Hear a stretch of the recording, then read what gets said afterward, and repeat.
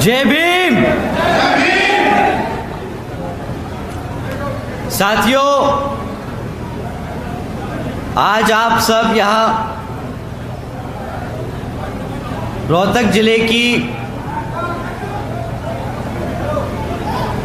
Cadre कम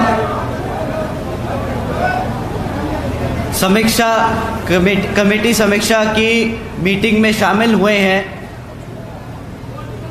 तो आप सभी का मैं स्वागत करता हूं।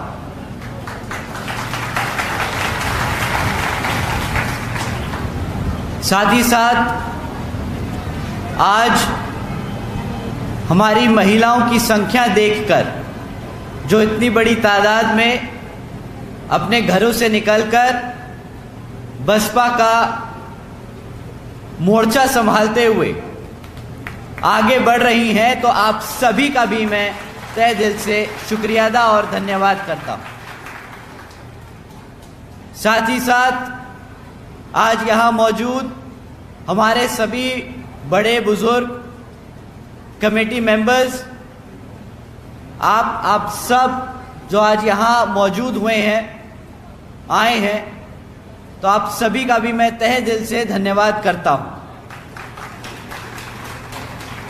और आप सबको मनोरंजित रखते हुए हमारे बहुजन समाज के टैलेंटेड एंटरटेनर्स, आप सभी ने जो हमारे सभी साथियों का मन बनाए रखा, मिशन मूवमेंट को आगे बढ़ाने के लिए जो गीत गाकर हम सब में आग जगाने का काम रखा, तो आप सभी का भी मैं तहे दिल से धन्यवाद करता हूं। हमारे जवान बीवीएफ के जवान साथियों, जिन्होंने आज की मीटिंग में ऑर्डर को मेंटेन रखा, आप सभी का भी मैं तहे दिल से धन्यवाद करता हूं। और आखिर में हमारे बहुजन समाज के बहुजन मीडिया, जो हमारी बात को इंटरनेट, यूट्यूब, ट्विटर के माध्यम से देश के कोने कोने तक पहुंचाने का काम कर रहे हैं, तो आप सभी का भी मैं तहे दिल से धन्यवाद करता हूं।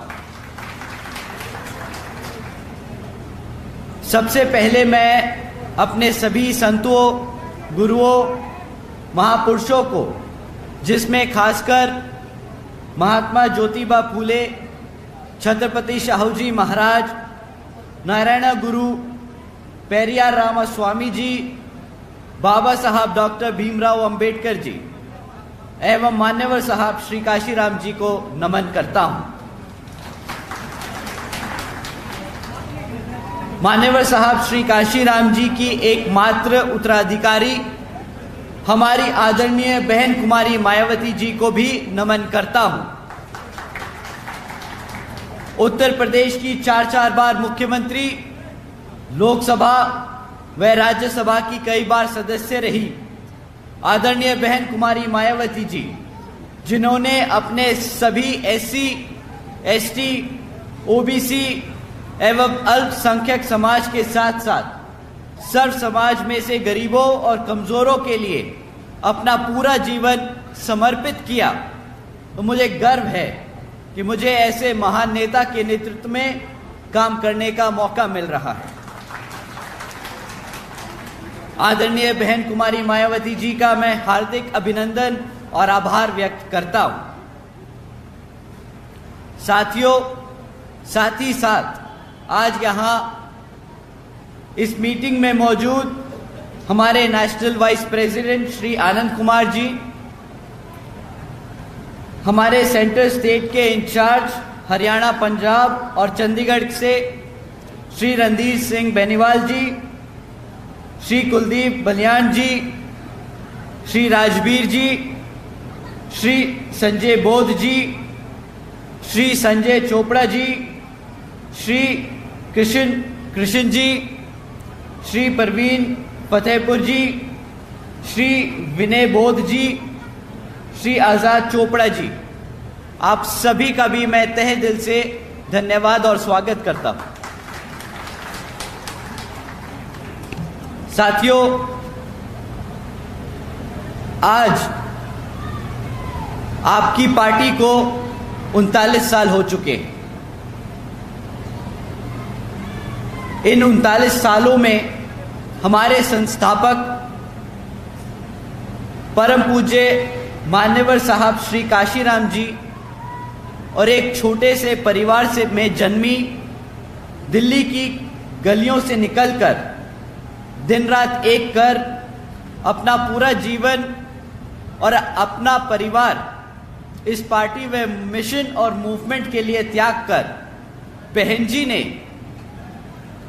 दलितों और पिछड़े समाज को राजनीति की मुख्य धारा में लाने का काम किया।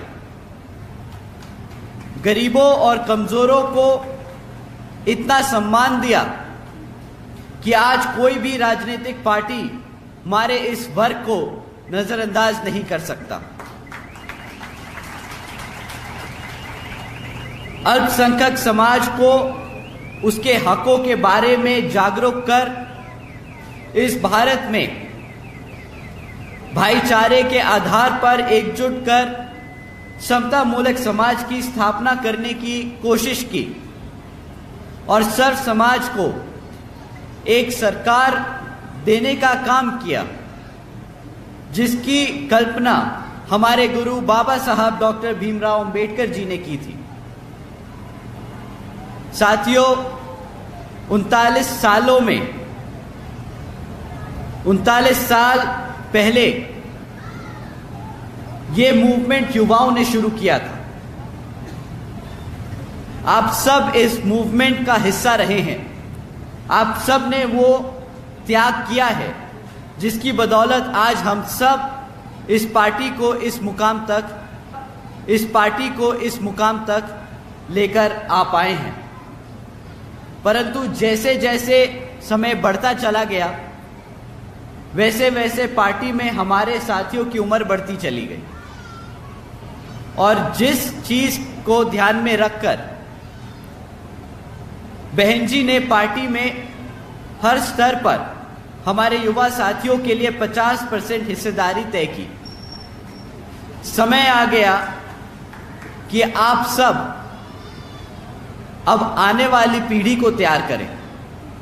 बहन जी ने हमें भेजा अपने परिवार से कि अब हम मिशन मूवमेंट में लगकर जो त्याग आप लोगों ने किए उसको हम आगे बढ़ा के चले, ताकि जो सम्मान और अधिकार आज तक आप सबको मिल पाए हैं और अभी मिलने जो बाकी हैं, वो आने वाली पीढ़ी उसके लिए काम करे, ताकि आप सब अपने जो रिटायरमेंट की एज है, जो बुढ़ापे की एज है, उसको अच्छे से व्यापन कर सके।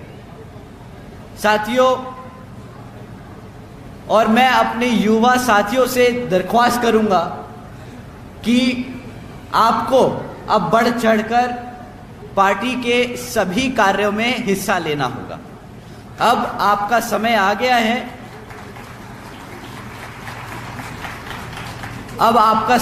गया है, और आपको अब ये छोटी मोटी जो मुटाव है, जो झगड़े हैं, जो आप छोटी मोटी चीज़ों के लिए परेशान होते हैं, उस चीज़ों को अब आपको इग्नोर करके आगे बढ़ने का काम करना होगा। जैसे कि आज की जो समीक्षा मीटिंग रखी गई है, इसमें कितने युवा साथी आज मौजूद हैं जिनकी उम्र 25 साल से कम है? हाथ उठा के एक बार 25 साल से कम उम्र के साथी अपने हाथ उठाए, खड़े हो जाएं एक बारी। 25 साल से जो कम है,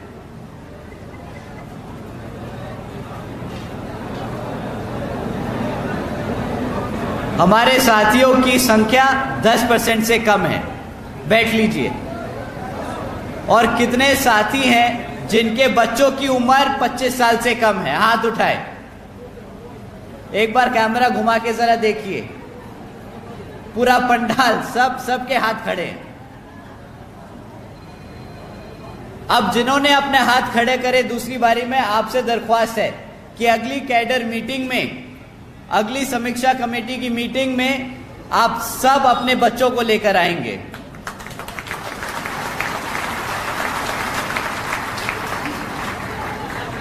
अब समय आ गया उनको भी समझने का। जैसे आप अपने परिवार में बच्चों को पढ़ा लिखा कर तैयार करते हैं कि वो आगे आके आपका बुढ़ापे में ध्यान रखेंगे, तो ये इस समाज के लिए आपको अपने बच्चों को अब तैयार करके आगे भेजना है, समीक्षा कमेटियों में भेजना है, पार्टी के कार्यक्रमों में भेजना है, ताकि आपके बुढ़ापे के जमाने में, समय में वो आपका ध्यान रख सके एक सामाजिक तौर पर। साथियों, साथ ही में हमें ध्यान रखना होगा कि ये कमेटी की मीटिंग, ये कैडर कैंप इसलिए लिए जा रहे हैं ताकि आप अपने समाज में, अपने मोहल्लों में जाकर पार्टी के कामों को बता सकें। जैसे कि आपको मालूम है, विदित है कि अब कुछ ही समय में लोकसभा के आम चुनाव होने वाले हैं और लोकसभा के 6 महीने बाद ही हरियाणा में विधानसभा के आम चुनाव डिक्लेयर कर दिए जाएंगे। और वर्तमान की बीजेपी और जेजेपी की सरकार आपको गुमराह करने के लिए फिर से साम दाम दंड भेद आदि का इस्तेमाल करने के लिए दोबारा से मैदान में उतरेंगी। तो आपको इन सब बातों का ध्यान रखना होगा और इनकी बातों में ना आकर इनसे गुमराह नहीं होना होगा और अपने साथियों को भी उसी हिसाब से तैयार करना होगा। साथियों, इनकी हकीकत मैं आपके सामने कुछ स्मॉल शॉर्ट पॉइंट्स में रखना चाहूंगा। इनकी विफलताएं तो अनेक हैं, बट 4-5 मुद्दे आप लोगों के बीच में रखता हूं जो आप आगे जाके समाज में हर व्यक्ति को बताने का काम करें। पिछले कई वर्षों से बीजेपी जेजेपी की सरकार चल रही है और आज तक ना यहां पे गांवों में पक्की सड़कें बनी, ना यहां पर 24 घंटे बिजली की व्यवस्था तय की गई, ना यहां पर रोजगार के अवसर दिए गए और ना यहां जाति और धर्म के नाम पर जो दंगे हो रहे हैं उनको रोकने का काम किया गया। साथियों, अभी कुछ ही समय पहले की बात है, नूह में मुसलमान और हिंदू के बीच में दंगा कराया गया। क्या यहां मेरे बैठे साथी बता सकते हैं कि क्या कोई धर्म किसी दूसरे धर्म या जाति के खिलाफ उत्पीड़न करने की सलाह देता है? हाथ उठा के आप बताएं, अगर नहीं देता तो मना करके हाथ बताएं। तो आपको क्या लगता है कि जो भारत, जहां पर इतने हजारों धर्म, इतने लाखों जातियां हैं, वहां पे भाईचारे की तौर पर एकजुट होकर आगे बढ़ने का काम नहीं किया जा सकता? आप बताएं, क्या हम मिल बांटकर, मिलजुल कर रह नहीं सकते? क्या हमारे मुसलमान भाई चाहते हैं कि हमारे हिंदुओं की माताओं के बच्चों को नुकसान पहुंचे, दुख पहुंचे? और क्या हमारे हिंदुओं धर्म के माताएं हैं, क्या वो चाहेंगे हमारे मुसलमान के भाइयों के बच्चों को तकलीफ पहुंचे? हाथ उठा के एक बार बताएं, क्या आप ये चाहेंगे? साथियों, जितना दर्द आपके बच्चे को होता है, चाहे आप जाट हैं, गुर्जर हैं, चमार हैं, ब्राह्मण हैं, पंडित हैं, उतना ही दर्द एक दूसरे धर्म के बच्चे को भी होगा, क्योंकि भगवान ने इंसान बराबर बनाया है। ये यहां पर आकर मनुवादी सोच रखने वाली जो पार्टियां चल रही हैं, उन्होंने हमें जाति और धर्म के आधार पर बांटने का काम किया ताकि हम सब एकजुट होकर आगे ना बढ़ सके।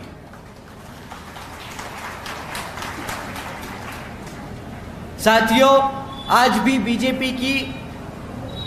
बीजेपी ने सरकारी नौकरियों में SC ST OBC भर्तियों को ना कर रोक कर रखा है।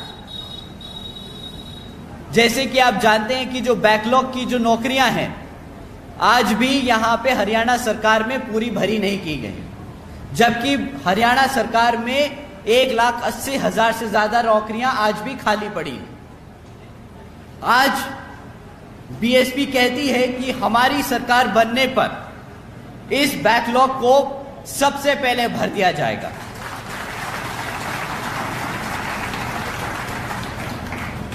साथियों, आज भी बीजेपी जेजेपी ने एजुकेशन पॉलिसी लागू नहीं करी। कई बारी कमेटी बनाई, कई बारी उस पर चर्चा की, कई बार रिपोर्ट जमा कराई, बट आज तक पॉलिसी लागू नहीं करी। आज बीएसपी कहती है कि जिस तरह पिछड़े बुंदेलखंड क्षेत्र में बाबा साहब doctor Bhimrao Ambedkar medical college और झांसी में मान्यवर Shri Kashiram para medical training college की स्थापना की गई थी, उसी तरह यहाँ पर भी हमारे बच्चों को एजुकेशन में आगे बढ़ने के लिए मेडिकल कॉलेजेस और ट्रेनिंग इंस्टीट्यूट की स्थापना की जाएगी।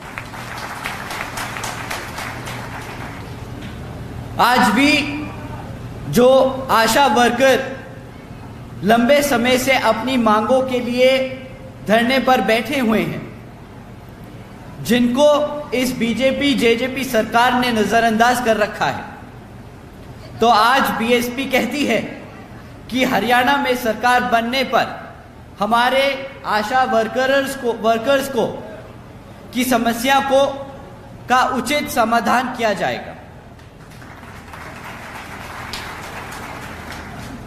साथियों, अगर बीजेपी जेजेपी का यह हाल है तो कांग्रेस कुछ कम नहीं।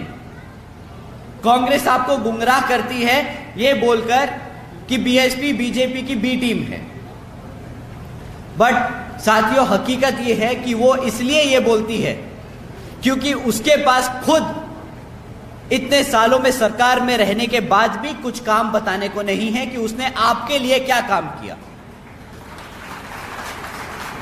इतने सालों से वो सत्ता में आसीन रहे, परंतु आज भी यहाँ के हमारे एससी एसटी ओबीसी और पिछड़े समाज के लिए एक भी काम नहीं है जो उनके नेता आके आपके बीच में खड़े होकर बोल सके कि हमने हमारे समाज के लिए ये काम किया।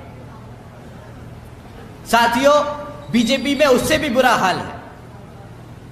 जब से बीजेपी सरकार में आई है, हमारे अपर कास्ट समाज के लोग भी परेशान हैं, क्योंकि वो खुद बखूबी जानते हैं कि इस सरकार में सिर्फ उनके खास लोगों के काम हो रहे हैं। हमारे अपर कास्ट समाज के गरीब और मजदूर लोग आज भी उसी हाल में हैं जिस हाल में पिछले कई सालों से कांग्रेस की सरकार में रहे।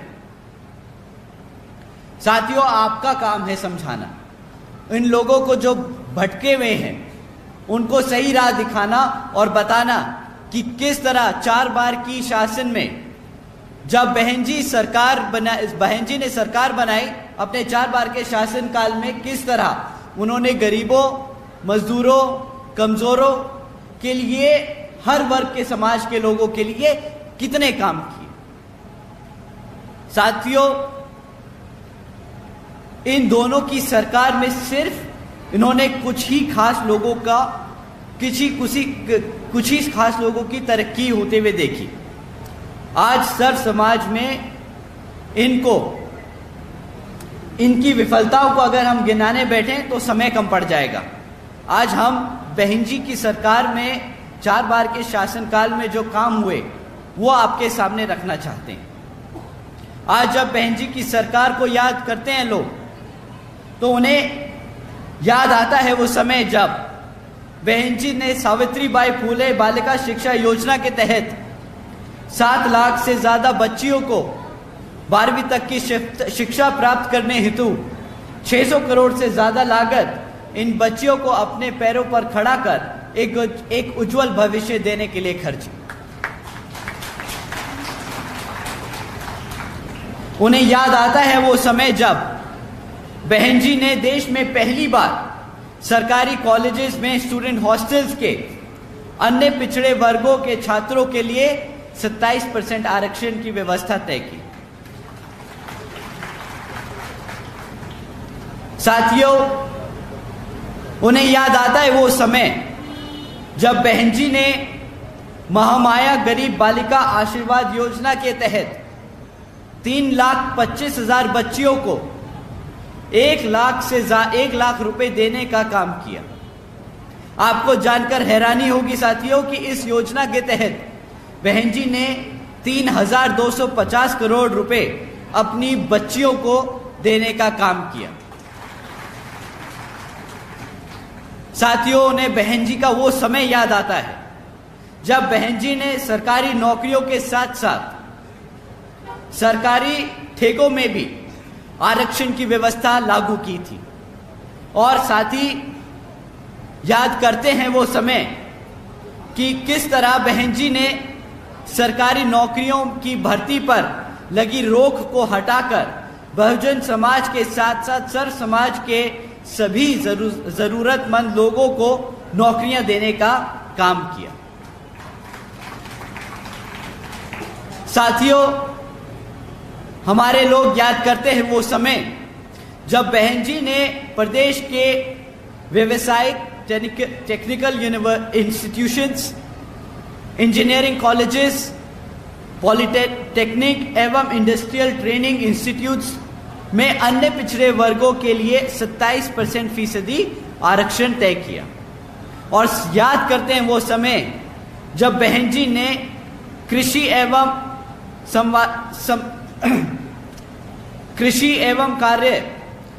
कार्य जिनमें मिनिमम वेजेस 55 रुपए हुआ करती थी, उसे बढ़ाकर 100 रुपए प्रतिदिन का काम करने का काम किया। और अन्य पिछड़े वर्गों के लोगों के लिए क्रीमी लेयर की जो आय थी, वार्षिक आय थी, जो 3 लाख रुपए हुआ करती थी, उसे बढ़ाकर 5 लाख रुपए कर दी गई ताकि उन सबको बीपीएल का फायदा मिल सके। साथ ही साथ बहन जी ने गन्ना खरीदी के दाम दुगने कर दिए गए थे।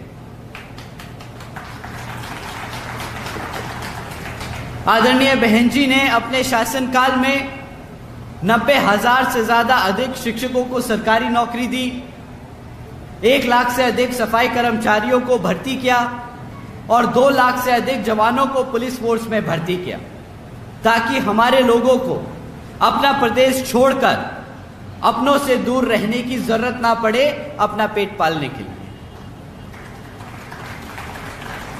साथियों, जब भी कोई सरकार आती है वो सबसे पहले अपने समाज, अपने खासों को नौकरी देती है, परंतु बहन जी ने ये अपने 4 बार के शासनकाल में इस नीति को दूर रखते हुए सर्व समाज में से जरूरतमंदों को सबसे पहले नौकरी देने का काम किया। तो साथियों, हमें बाबा साहब के दिखाए रास्तों पर चलकर, मान्यवर साहब के बताए तरीकों का इस्तेमाल कर और अपनी बहन जी के बेबाक अंदाज को अपने दिल और दिमाग से अपनाना होगा ताकि हम आने वाले लोकसभा और विधानसभा आम चुनाव में इस जातिवादी और मनुवादी सोच रखने वाली सरकार को मुंह तोड़ जवाब दे सके और अपने हाथी को चंडीगढ़ में भेजकर यहां हरियाणा में अपनी सरकार स्थापित कर सके। साथियों, अंत में यहां सभी मौजूद हमारी माताएं बहनें जो आज अपने घर का कामकाज छोड़कर यहां हमें अपना कीमती समय देकर हमारी बातों को सुनने आए, तो आप सभी का मैं तहे दिल से दोबारा से धन्यवाद करता हूं। हमारे सभी बड़े बुजुर्ग साथी लोग जो आज यहाँ कैडर मीटिंग में शामिल हुए, आप सभी का भी मैं तहे दिल से धन्यवाद करता हूं। साथ ही साथ हमारे युवा साथियों, आप यहाँ से निकलकर जाकर अपने दोस्तों में ये बात बताएं कि किस तरह बहन जी ने अपने 4 बार के शासनकाल में युवा साथियों को काम दिया, नौकरी दी और उनको आगे बढ़कर अपने पैरों पर खड़े होने का साहस और मौका दिया। उसी तरह उन्हें जोड़ें और आने वाली आगे की कैडर मीटिंग में उन सब को लेकर आए, ताकि आपके साथ साथ उनको भी हम पार्टी के कैडरों में, कमेटियों में उनका स्वागत करें, उन्हें जिम्मेदारी दें और आगे मूवमेंट को और मिशन को आगे बढ़ाने का काम करें। तो साथियों, आप सभी से इतने पेशेंटली आप लोग हम सबको सुनते रहे, उसके लिए मैं आप सभी का तहे दिल से धन्यवाद करता हूं। जय भीम, जय भारत, जय बहन जी।